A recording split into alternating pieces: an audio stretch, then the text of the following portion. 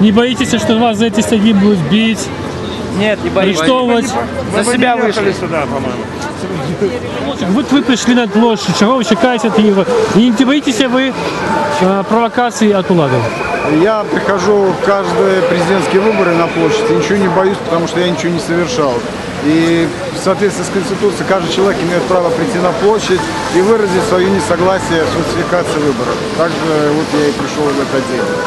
И если будут провокации, то только со стороны спецслужб.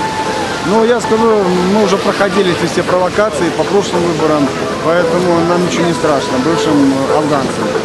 Вот наши коллеги здесь.